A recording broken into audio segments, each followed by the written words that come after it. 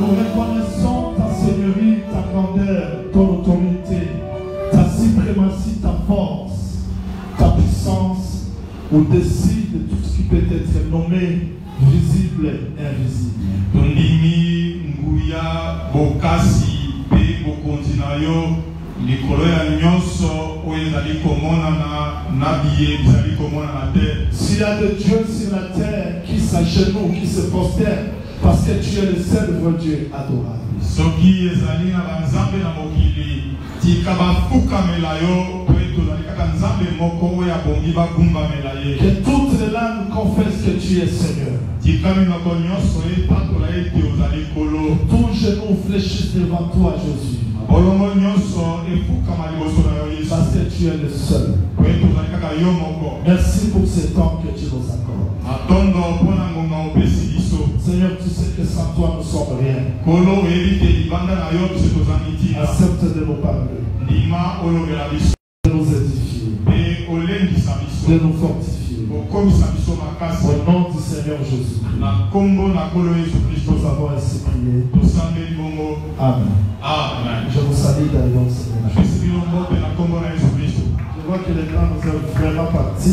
Namoni ete ntango ekomi mosika. Peut-être que je ne serai pas long aujourd'hui. Ntango mosusu nakozala mpenza molai te lelo.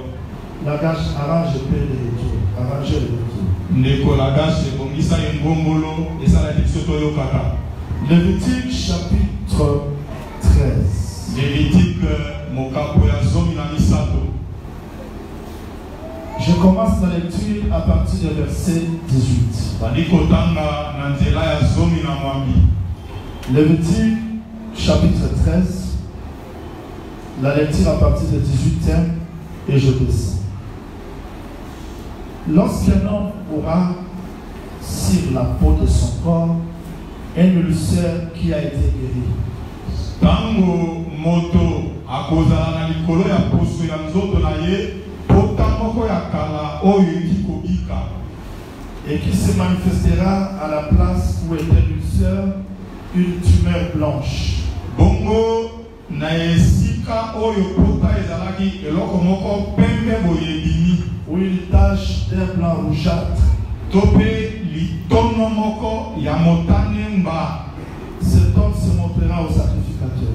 Moto oyo akomilakisa epai ya nganga nzambe. Le sacrificateur l'examinera. Si la tache paraît plus enfoncée que la peau, bongo nganga nzambe akotala malamu soki litono ekoti na kati koleka poso et que les poils sont devenus blancs, bongo basusu ya nzoto ekomi pembe, le sacrificateur le déclarera impur. nganga nzambe akotala ye lokola moto ya mbindo. Si c'est une plaie de lèpre yango nde pota ya maba qui a fait éruption dans l'ulcère. oyo ebimi na kati ya poto ya kala. Si le sacrificateur voit qu'il n'y a point de poils blancs dans la tache, soki nganga nzambe amoni ete susu ya pembe eza na kati ya litono te et qu'elle n'est pas plus enfoncée que la peau, mpe yango ekoti na kati ya nzoto koleka poso te et qu'elle est devenue pâle, bongo ekomi lokola mwa pete, il enfermera cet homme pendant 7 jours. ye akokanga moto wana mikolo sambo. Si la tache s'est étendue sur la peau, soko litono oyo epanzani likolo ya poso, le sacrificateur le déclarera impur. C'est une plaie de lèpre.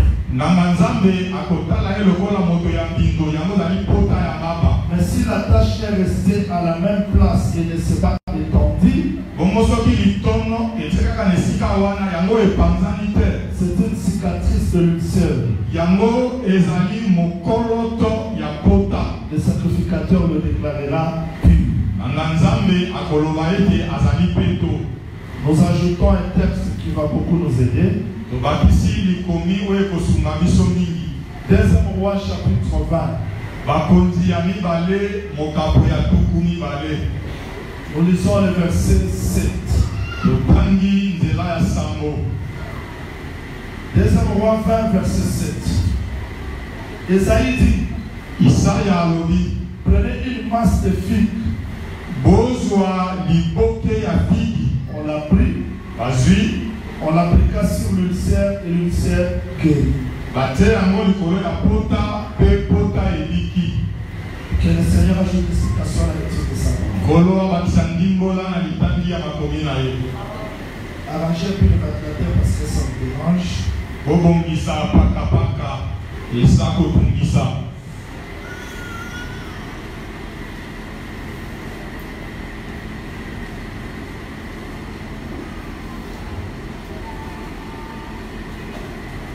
Nous ajoutons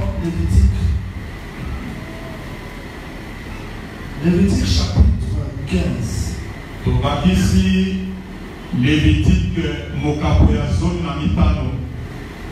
Nous lisons le verset 31. Vous éloignerez des enfants d'Israël de leur impureté.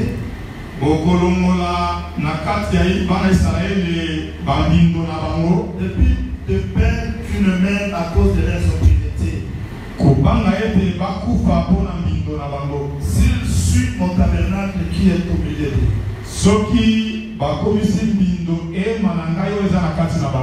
Nous voulons l'explication de tous ces lectures au nom de Jésus.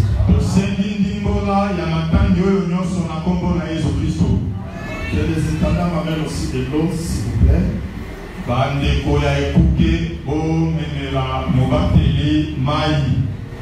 Ok, nous voulons par la grâce du Seigneur expliquer un sujet très important par rapport à notre vie.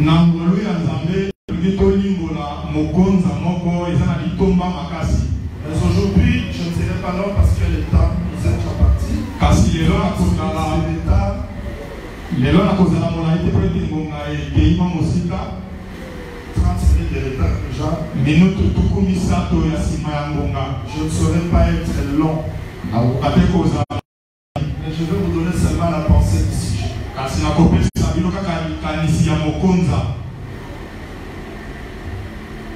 Dieu, après avoir délivré Israël de l'Égypte, la destination était Canaan.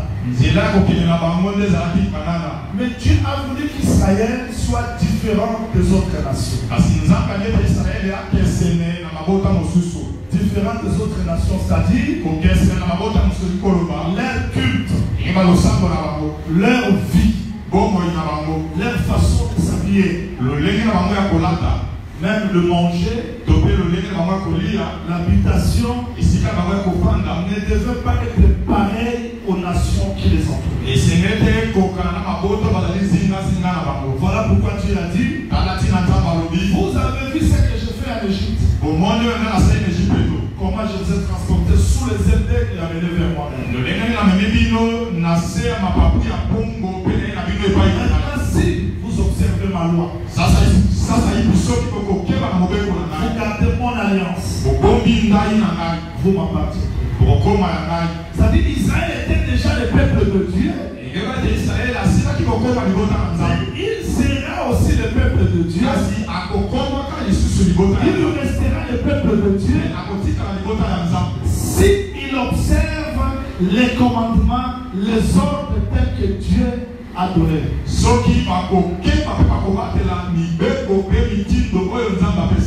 C'est-à-dire que nous sommes sauvés, oui. Nous avons quitté le monde, oui. Mais quand nous venons dans ces lieux que je considère comme désert, parce que le désert c'est le lieu de la préparation pour Canaan. Ici, c'est la préparation pour le ciel.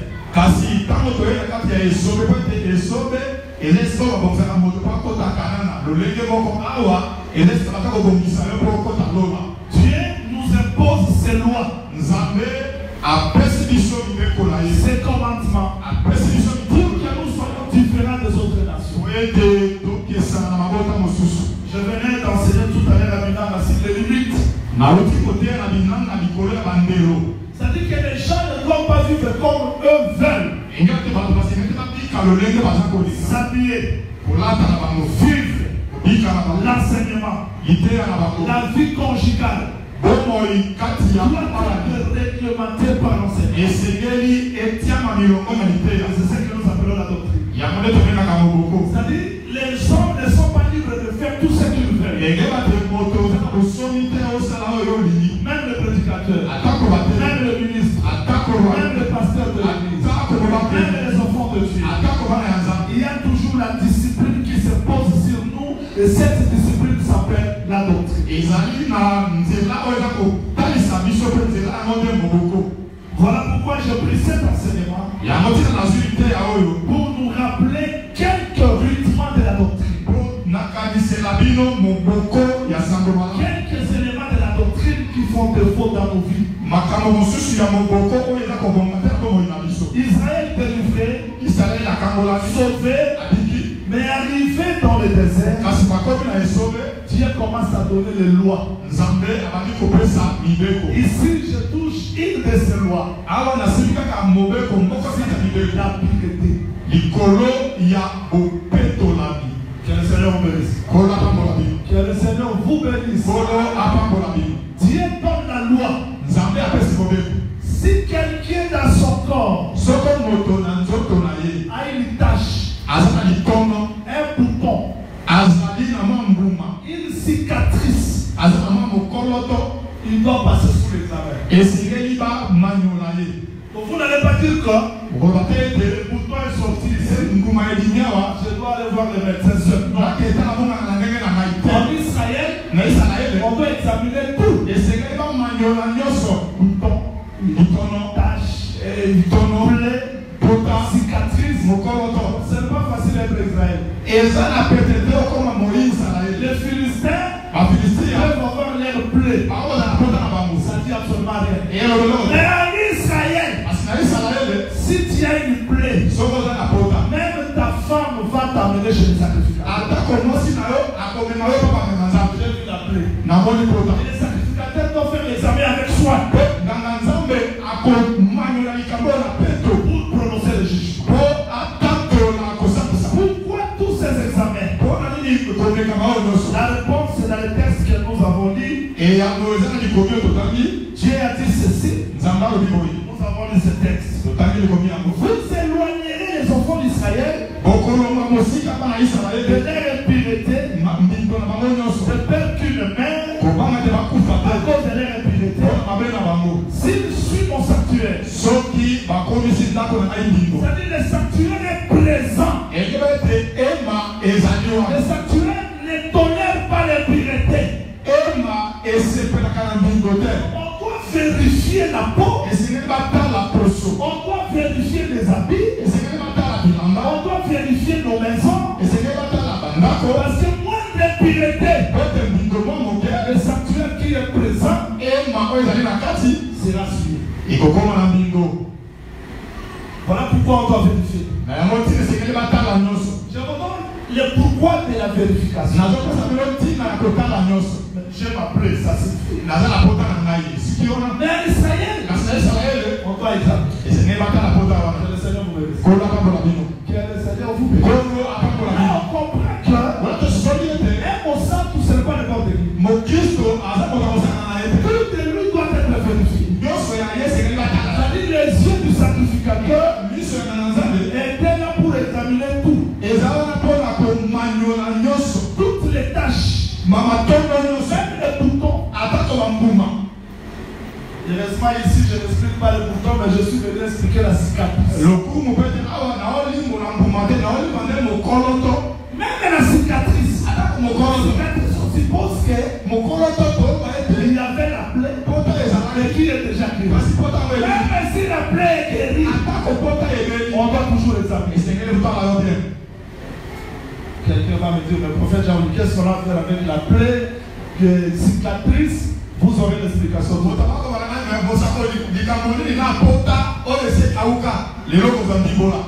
Voilà les textes qui disent cela. Je vous donne une idée de l'enseignement de l'Église. Et après cela, nous allons clôturer. Et nous aurons le temps de la prière. Quand vous vérifiez ce texte, je vais relever quelques points. Premier point. Je vais expliquer seulement 2 points.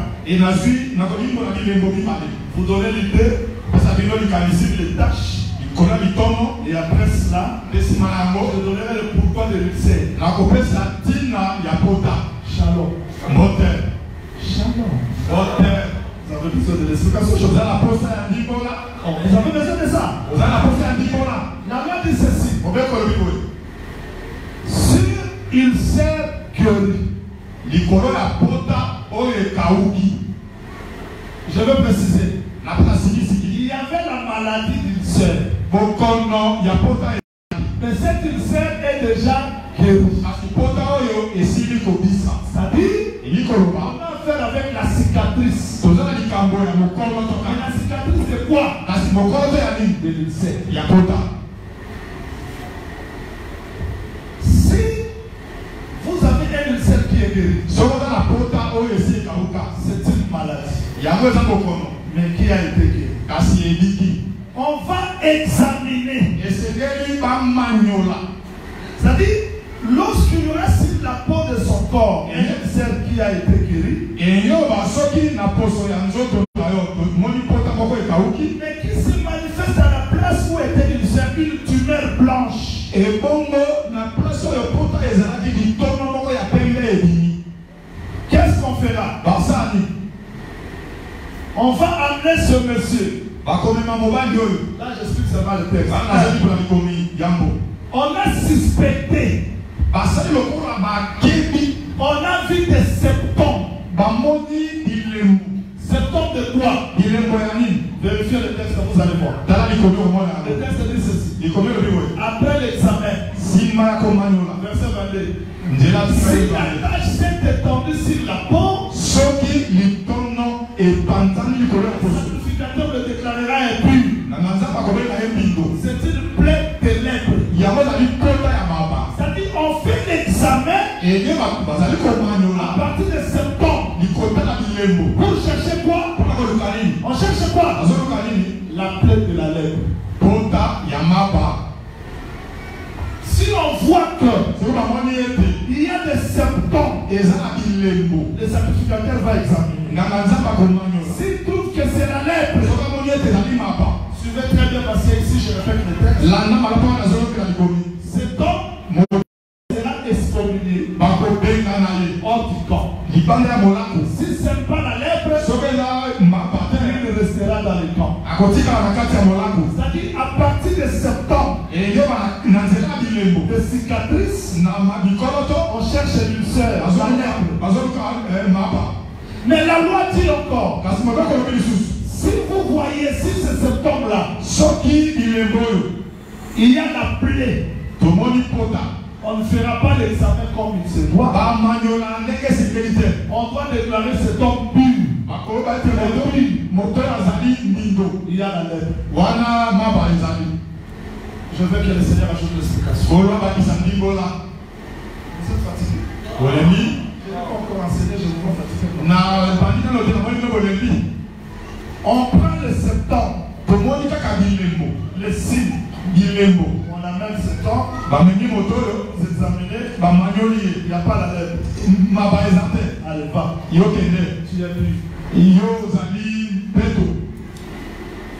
Mais il y a aussi la plaie. Kasi pota pe ezali. Là, il n'y a pas le temps de faire beaucoup d'examens. Awa makambo komanyola eza te. On te chasse. Babengani On bango. dit quand Bima. parce qu'il y a la plaie. Tala pota ezali. Prophète Georges. Mosakoli Yohani. Donc, quelqu'un, finalement, votre pasteur. Ndeko mwa bibembo motei na bino penza. Il y a beaucoup de sujets. Mateya eza mingi. Lui cherche des ulcères, Toluka bapota. des vengeances sur joie. Kotomboka likolo ya Joa. Mais la gloire de Dieu, c'est de cacher des choses. Nzoka nde nkembo ya Nzambe ebombaka makambo. Dieu cache des choses. Nzambe abombaka makambo. Et la gloire de Dieu, c'est de sonder. Mpe nkembo ya mokonzi ezali kotalatala. Donc nous devons sonder les choses que Dieu a cachées. Esengeli totalatala makambo Nzambe abombi. Nous pouvons sonder ensemble. Totalatala yango. On peut sonder ensemble. Totalatala.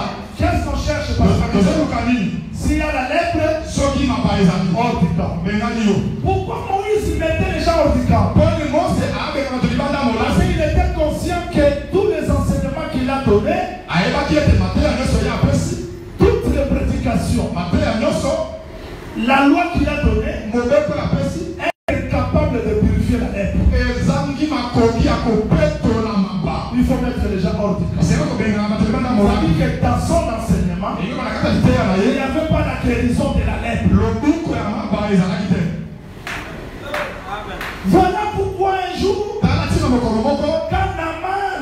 Naman avait la lettre, une fille juive l'a regardé. Il dit maman, si Naman était chez nous, il allait être guéri.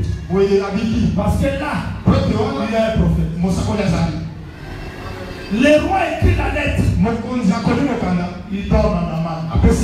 Naman arrive chez le roi. Il donne.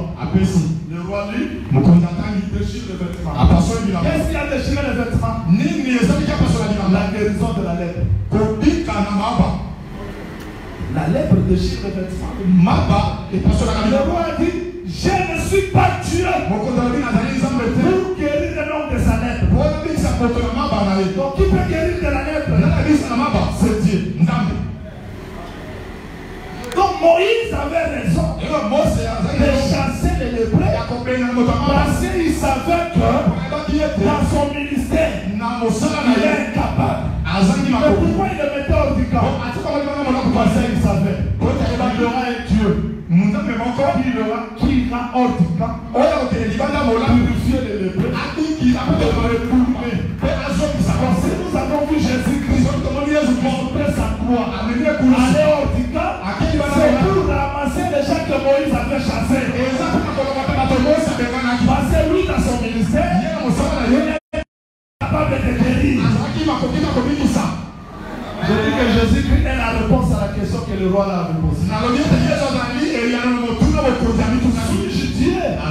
Pour purifier la lèpre, Jésus est venu, il touchait les lépreux, ils étaient purifiés. On a compris que Dieu, que le roi l'a cherché, a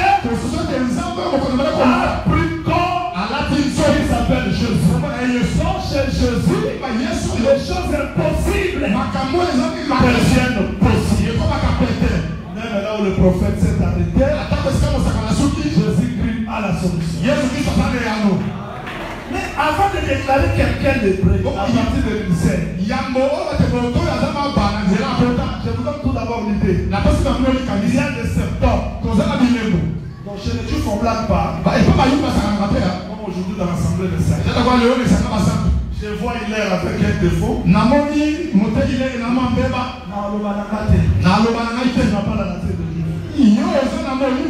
Si tu laisses ça, ça va souiller. Le nom de Dieu sera calomnié à cause de la conduite d'un frère. Si vous entrez dans les quêtes de gens, il y a des problèmes. Je vais rien dire. Je vais rien parler. Bien qu'il a constaté la lettre. En Israël, ça ne passe pas comme ça. Même si tu es le roi, si on constate la lettre, avec beaucoup de respect, soyons hors du camp. Personne n'a constaté la lettre. J'aime prier dans l'Assemblée de Saint. Si que vous soyez représentant légal, quand on constate la lettre, révérend, on ne dira pas que c'est moi l'église, c'est moi le visionnaire. Ça n'existe pas. Ici, c'est la loi, c'est la doctrine qui est au-dessus de tout le monde.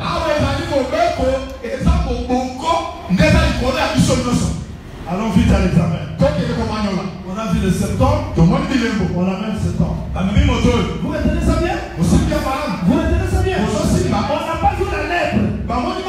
On a vu quoi? Le septembre. Le sacrificateur vient. Parce que lui est enseigné sur la lèpre. Pas être un sacrificateur en Israël et manquer la connaissance sur la lèpre.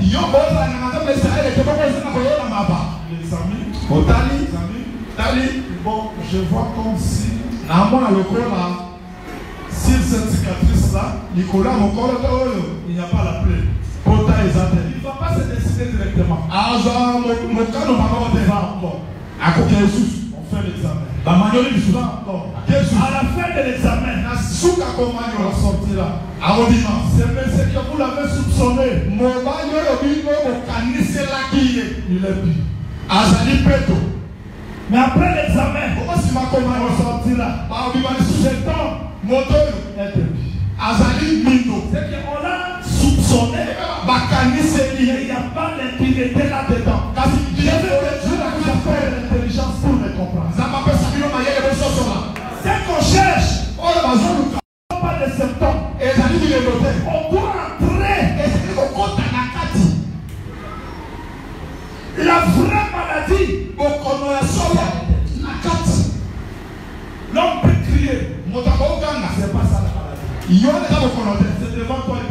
il sera hypocrite. S'il y a la maladie, il restera.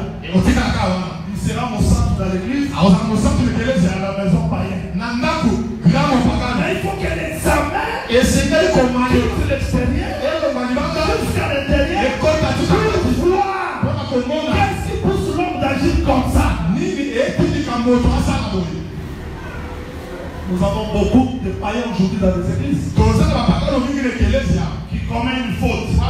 Mais pour accepter, qui m'a vu? Qui est le témoin? Non. Par conscience, est témoin de ce que tu es.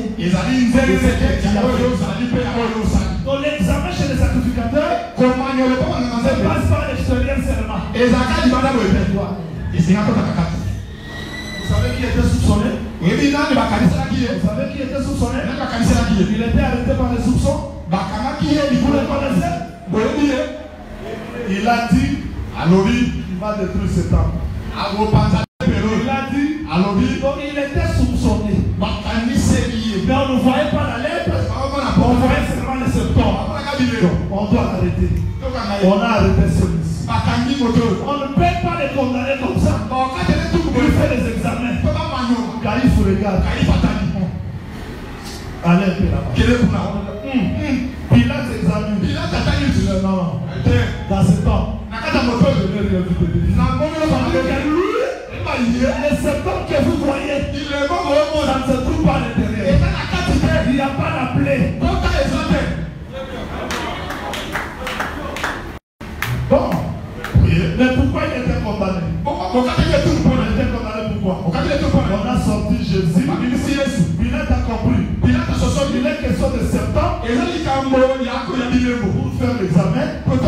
Il y a aussi question de la plaie. Ils sont aussi Barabbas. Barabbas, il n'y avait pas question de faire les examens. C'est la plaie était là. C'est le victime était là. Il a volé, il a fait ceci. Il ne pouvait pas examiner. Mais parce qu'il y a question de deux hommes, il fait sortir aussi des hommes. Jésus est là. Barabbas. Il n'y a pas de symptômes. Il y a la plaie. Jésus, il y a les symptômes. Mais parce qu'Israël connaissait la loi. Si vous prenez l'animal pur, vous faites l'échange. L'un prendra la place de l'autre. Le pur deviendra impur. Le pur deviendra impur. Jésus-Christ était pur. Barabbas est pur. Mais parce que Jésus, Barabbas la place de Jésus, on a déclaré Barabbas pur. Jésus est pur parce qu'il avait pris sa place. Par là, je suis allé pour vous faire comprendre la plaie que je vais expliquer à l'ulcère. Ce n'est pas la maladie comme ça. C'est la nature qui est cachée là-bas. On peut être délivré, mais il y a des imperfections. On a la parole, mais il y a des imperfections. On est pasteur, il y a des imperfections. On est prophète, il y a des imperfections. Devant les sacrificateurs, on ne doit pas se cacher. Il faut s'ouvrir pour que ces yeux examinent tout. Je veux ce matin, Dieu examine mon cœur. Il examine ma vie. Il examine ta vie. Pour voir s'il y a une plaie qui est cachée. Qui l'église. Vous le voulez aussi? Vous le voulez aussi? Parce qu'on peut voir des boutons. Je n'ai pas le temps, mais je le sais. On peut voir les boutons. Il faut examiner. Et c'est comme peut-être derrière les boutons, il y a la plaie.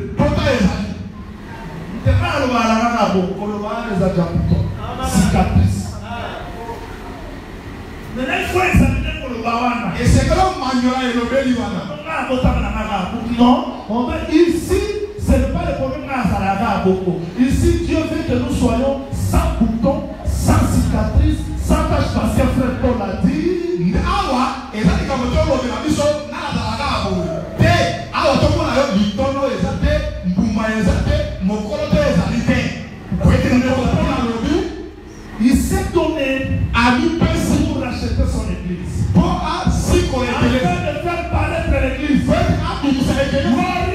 il y a tempo Sans tache. oh les anda du tono atama nyunyu Rien de semblable. atako L'église du Seigneur. Sans tache. ezanda du tono Ah, je parle de rite, vous comprenez le rite, non? takazoka manyunyuku et bien Nous sommes au gouvernement de Moba. manyunyuku L'église n'est pas comme ça. et quel est Ni rite.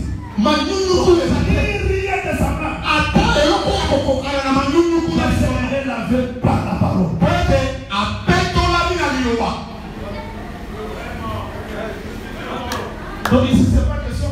Ils sont la famille qui sont dans la rade, mais ici, les boutons doivent être examinés, les taches examinées, cicatrices examinées. Ici, c'est pas question de il y a un botama et batama au logo de la Bilamba, on va examiner tout. Septembre ou pas septembre, tu vas passer à l'examen. Awa ezali kamoto biso matondo ezali bota na biso te. Awa atako matondo ezali na mokongo. Longola bilamba totala yango. Po awa moto sepana na ndenge moko. Il y a des hypocrites ici. Bato bilongi mibale bazawa. Des hypocrites. Bilongi mibale. Si vous allez chez les chantres, Soko keyo pa bayebi. oh, il y a l'Indara, Oh yakoya. mais la mise soit passée pour ça. La mise soit passée pour ça, mais la mise soit sacrificateur, on a besoin de la tâche. Nana se fait le sabbat, Nanza, madame, on a se fait ça.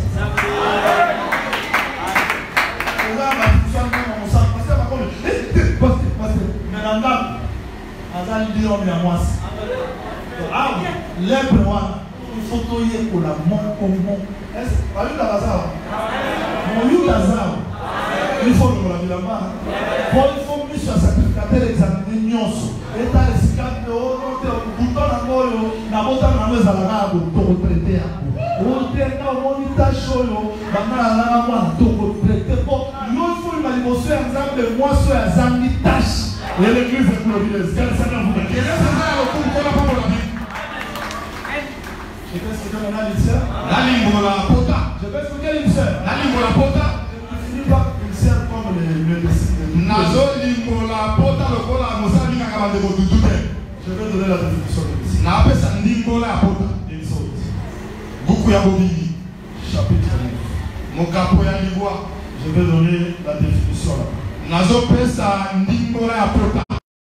Là, on va faire un peu de la chimie. On va faire un peu de la chimie, de physique, de spirituel. Ça ne sera pas Exode chapitre 9. Là, je parle de la chimie, c'est là que nous allons chercher l'origine. Maintenant, on parle tous. Verset 8. L'Éternel dit à Moïse et à Aaron, remplissez vos mains de cendre. On commence par quoi?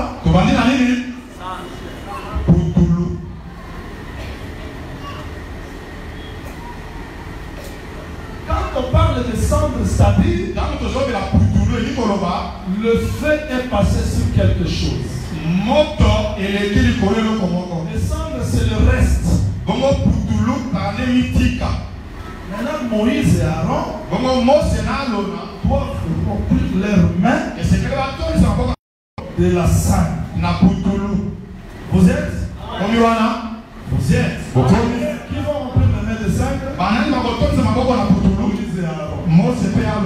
Deuxième mouvement. Et que Moïse la jette vers le ciel. Combien de personnes vont brûler le sang? Moïse et Aaron. Qui va jeter au ciel? Il nous dit, nous ramassons le sang. Mais maintenant, pour monter ça au ciel, likolo. Puis Aaron. Et là, soit on a fait. Et comme il Moïse. Moïse fera quoi? Moïse a ça. Il va jeter les cerfs. À quoi kalikolo. Maintenant, les 5 Bongo Poutoulou. qui sont montés au ciel. Oye Mathilde Polo. Remarquez. Tala Likambo. Les 5 montent au ciel. Poutoulou et Mathilde. Quand elles descendent, Dans les autres kita. le texte dit, Likomyo. Dieu lui-même explique la chimie dit, Nzambe moka likolo ya lobi.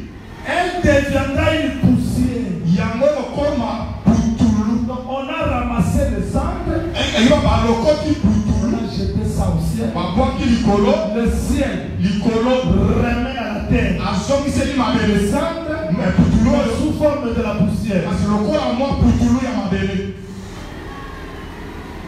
Le texte dit quoi? Il savait le dire. Il dit, Elodi. elle deviendra une poussière qui couvrira tout le pays de l'Égypte. Et kokoma Poutoulou et kozipambo kane so ya Égypte. Comment expliquer ça? Et libre on est Comment? le lengeni. Simple cendre, Kaka Poutoulou ya on mokero. va jeter ça Babwa ki likolo. et ça va couvrir tout l'Égypte. Ezipa Égypte mobima. Elle produira Yango ekobota. dans tout le pays d'Égypte Na mboka mobimba sur esi. des hommes, Likolo ya basi. sur les animaux, Likolo ya banyama. des ulcères. Bapota. C'est-à-dire, ulcère Enge bapota. provient Eutaka. de la poussière. Na Poutoulou. La poussière Poutoulou. qui est venue du ciel. Oyo uti likolo. Le ciel Likolo. qui est venu de la cendre. Ekitisi na mabele. Cendre, parce qu'elle le fait porter le jugement sur quelque chose. Pote moto ememi kosambisa likolo ya mosongolo. C'est clair? Oh là là. On a ramassé les cendres. Balokoti Poutoulou. Pourquoi? Pour la nini. Parce que le feu a consumé quelque chose. Moto etumbi eloko songolo. Maintenant, Moïse jette ça au ciel. Awa Mose abwaki yango likolo. Quand il jette, Ntango abwaki le ciel likolo récupère les cendres azwi Poutoulou oyo. et retourne ça sous forme de la poussière. Kasi azongisi yango lokola Poutoulou ya Cette mabele. poussière-là Enga Poutoulou ya mabele va oyo couvrir tout l'Égypte. ekozipa Égypte mobimba. Et après avoir couvert tout l'Égypte, Nsima ya kozipa Égypte ça produit les ulcères. yango ebandi kobota bapota. Quand tu vois les ulcères, Soko omoni pota d'où est venu les ulcères? euti epota oyo. C'est la poussière. Eza nde Poutoulou. Pourquoi la poussière? Poni Poutoulou. Parce que Moïse a jeté. Po ete Mose abwakaki yango na D'où likolo. est venu cela? Euti wapi? C'est parce qu'il y a quelque chose qui était consumé. Po ete eza eloko moko ezikaki. C'est-à-dire que les ulcères, Enga bapota c'est le jugement. eza nde kosambisa. Le jugement produit Kosambisa ebotaka. à partir de quelque chose qui était consumé. Eutaka na eloko moko etumbami. Expliquons ça terre à terre. Toni kola yango pete mpenza. Est-ce que vous croyez qu'à la croix c'était le bois? Bondimi ete kulu ezalaki nzete.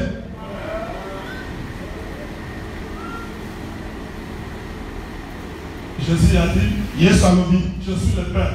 naza lipa. Mais le Père devait être entré dans le four, n'est-ce pas? Ezalaki lipa ekota na etumbelo. Mais le four c'était à la croix. Etumbelo nde ekulusu. Le feu, Moto c'est le jugement nde kosambisa. qui a consumé quelqu'un. Oyo ezikisi moto. Jésus à la croix, Yesu ekulusu. c'était le sacrifice qui devait être consumé Ezalaki mbeka esekaki etumbama. en Israël Na Isalaele pour avoir le pardon du péché. mpo olimbisama On masumu. prenait l'agneau, Bango kozwa on mwa le pate. fait monter sur l'autel. Batie etumbelo. Quand il est brûlé, Soki aziki consumé par le feu, aziki mobimba na moto. vous avez le pardon. Wana bino Et bondimi. quand Jean-Baptiste a présenté, Ntango yo moboti ya voici l'agneau, litaka mwa on pate. devait faire quoi à Jésus? Il est consumé par le feu. Batumba ye na Et moto. le feu c'était où? C'est à la croix de Golgotha. Nde na ngomba ya Donc moto. que Jésus à la croix Yesu ekulusu. était consumé par le feu. Azikaki na moto.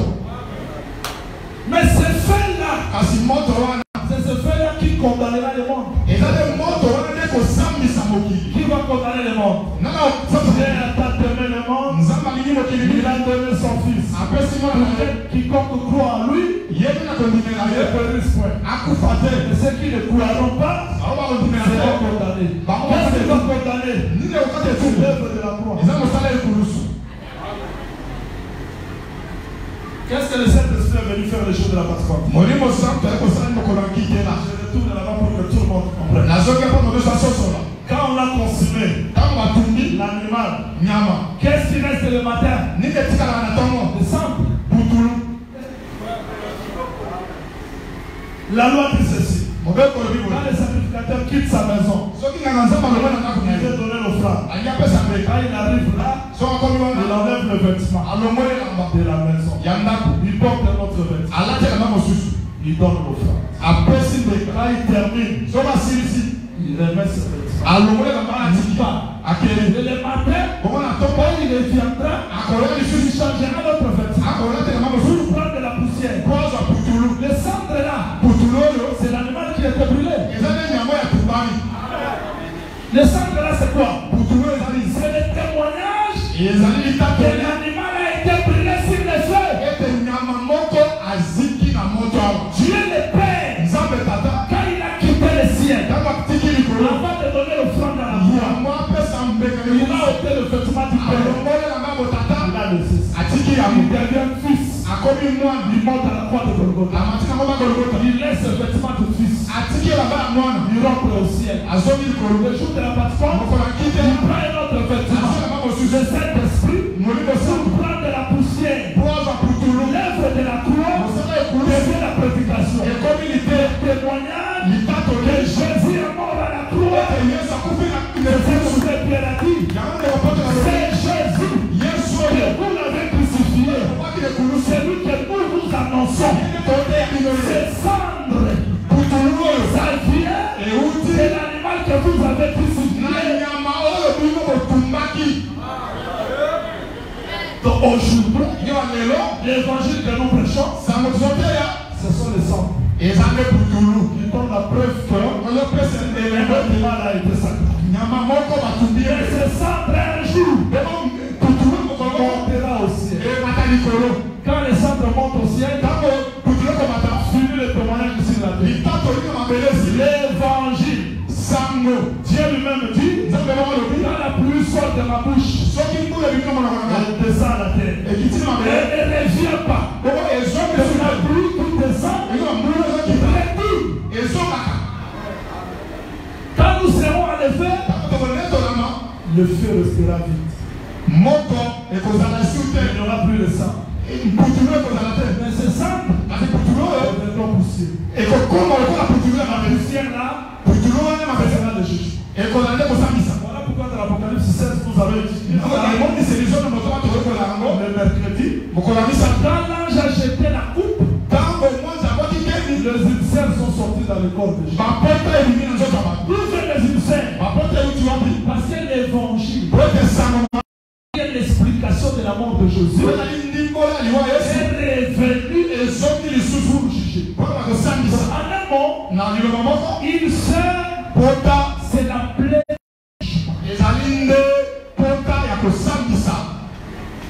Mais c'est une sœur qui est la plaie du jugement peut être guérie. Je commence d'abord pour simplifier le sait. Que le Seigneur vous bénisse. Que le Seigneur vous bénisse. Comment guérir une sœur? C'est-à-dire une sœur dans la Bible, une sœur dans le corps, ça prouve que ce corps est jugé. Vérifions le texte rapidement avant de donner l'explication. Si vous prenez le verset comme Job chapitre 2, bien que j'enseigne pas ça. Job chapitre 2. Verset 7. Et Satan se retira de la face de l'Éternel. Il frappa Job. Dès qu'il sert malin. Pas si Job a il sert. Donc il sert là. Ce sont des plaies. Ils prouvent que ce corps est jugé. Est-ce qu'on ne comprend bien? On ne comprend bien. Donc il sert, c'est la preuve du jugement. Comment on va guérir ça rapidement?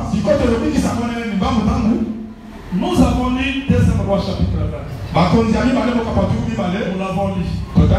Les rois que j'expliquerai le mercredi, ces rois aussi étaient frappés d'une sœur. C'est-à-dire le jugement. Mais Dieu dit ceci. Je vais ajouter 15 ans. Pourquoi pas 20 ans? Pourquoi pas 30 ans? La réponse est le mercredi. Maintenant Dieu dit, le roi qui est frappé d'ulcère, on doit guérir son ulcère. Esaïe dit, je suis dans le verset 7. Prenez une masse de figues. On l'a pris, on l'appliqua sur ulcère. Et Ézéchias fit guérir. Qu'est-ce qui guérit l'ulcère? C'est quoi? Bon. Je vous ai dit qu'on fait une petite chimie, non? Qu'est-ce qui guérit l'ulcère? Masse de figues. Donc si vous prenez l'olivier, ça ne guérit pas l'ulcère. Si vous prenez la figue, ça ne guérit pas l'ulcère. Qu'est-ce qui guérit l'ulcère? Masse de figues. Je vous ai toujours dit qu'on ne raisonne pas sur les écritures. Figue, ce sont les fruits qui proviennent de figuier.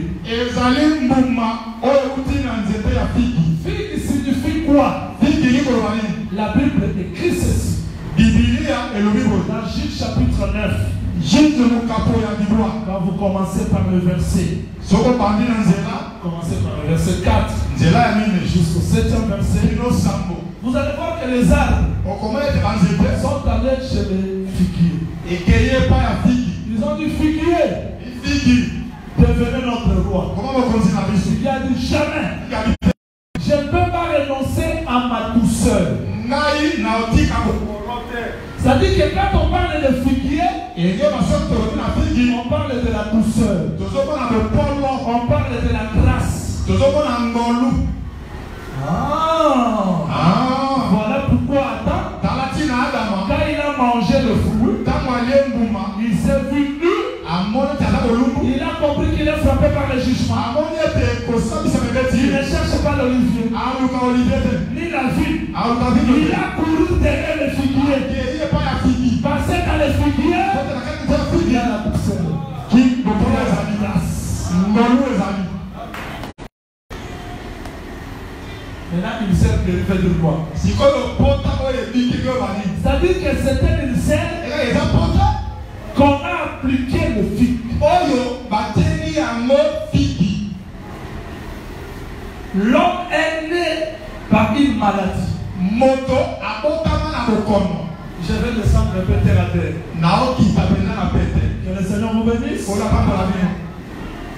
Parce que ceux qui parlent que Moutouana, on parle dans la Facebook, ceux qui parlent que traiter Moutouana la kinine, Moutouana c'est avec la maladie. Jamais dans le paquet, Moutouana avait la kinine, il faut dire que c'est kinine. Ceux qui parlent que Moutouana, c'est kinine, Moutouana c'est avec la maladie. Donc attends, tu as quelqu'un qui a fait qui est, ça dit la langue à Israël. Il y a un moment où Job peut avoir dit, il sait. Roi n'a pas dit, il sait. Il y a un moment où Adam dit qu'il avait dit, il sait. Comme il Canada, là que je vais à médecin de là, vous avez figuier. Donc à figuier, c'est la douceur. Maintenant, frère Samson nous explique. Before est sorti ce qui est tout. C'est que la douceur, c'est la grâce. Donc celui qui guérit la mort d'Adam, le péché d'Adam, c'est la grâce de Dieu. Ça peut faire dans le corps de Jésus, c'est lui la masse de figues appliquée dans l'ulcère et nous sommes guéris. Maintenant, on a défini l'ulcère guéri. Jusque-là, on a fait la démarche qu'on a réservé l'ulcère guéri à présent. On se pose maintenant des questions. Si je suis né dans la maison d'Adam, je suis né avec une sœur. Qu'est-ce qui m'a guéri? L'idée. La grâce. Ngolo. Je vais maintenant parler terre à terre. J'avais la colère. Quand j'ai reçu la grâce, Dieu m'a guéri par la colère.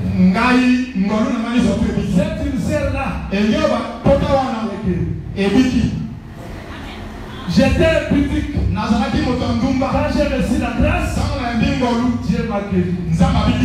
Cette ulcère-là,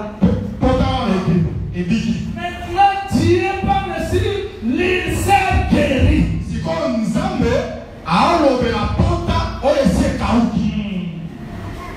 Est-ce que tout le monde a compris l'ulcère guéri? J'ai fait cette démarche pour vous faire comprendre le sujet. C'est-à-dire que moi je suis là dans l'église parce que quelque chose s'est passé dans ma vie.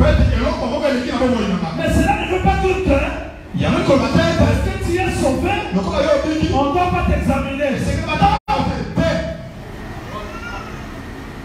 On fait l'examen même si la plaie est guérie.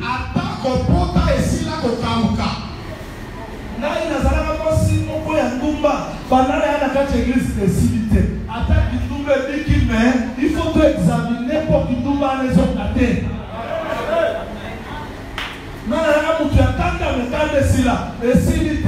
Dieu examine lui-même les plaies qui étaient guéries. Parce que nous avons lu. Si une tumeur sort sur l'ulcère, je vais dire aux gens qui traversent des moments difficiles dans leur vie, de faiblesse. Cette chose ici, j'ai prié, la colère ne se termine pas, ça revient toujours. Dieu sait que tu peux être guéri et rejeté. Maintenant je suis venu vous enseigner comment nous devons soigner les plaies qui étaient guéries. Chacun de nous a ses faiblesses, a ses cicatrices. On doit prier sur ces cicatrices. Sinon, ça va retomber. Vous n'allez pas dire que parce que je ne me mets plus en colère, tout est fini. Non, cet enseignant, c'est pour traiter. J'étais impudique. Ça me fait plus 5 ans impudique. Tu n'as pas vu les gens 5 ans après, 6e année, ils tombent. On n'a pas soigné l'ulcère qui était guéri.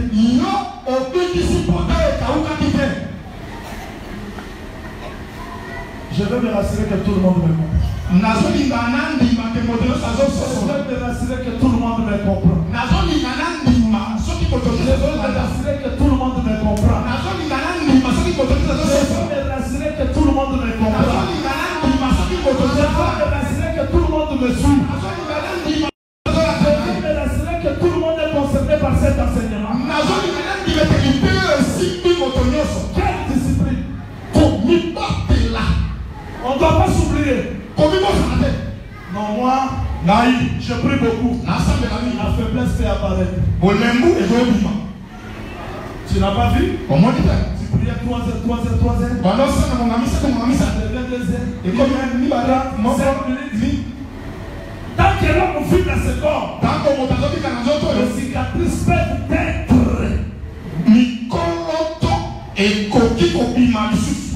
C'est ça le micoloto. Que le Seigneur vous bénisse. Je ne parle pas de plaies, mais je suis sur les cicatrices.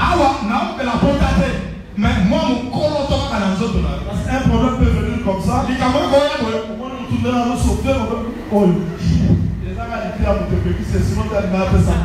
C'est que guérison les amis, mais moi ma cicatrice est présente.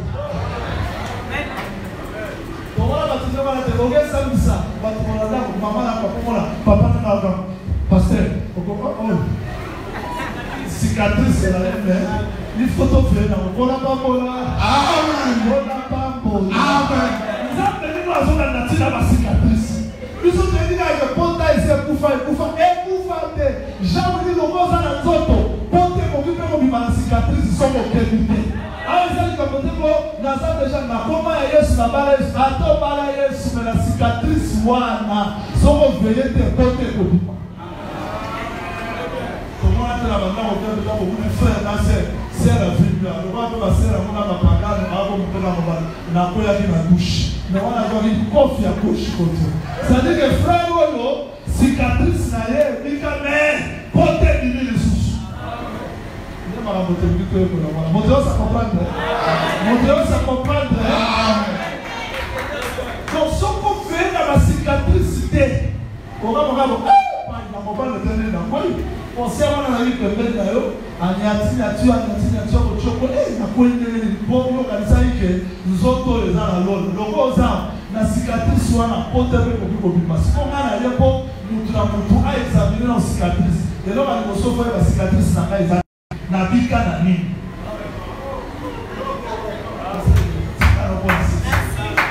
Na bika na nini. Dans la cicatrice, c'est-à-dire que maintenant, on a la cicatrice.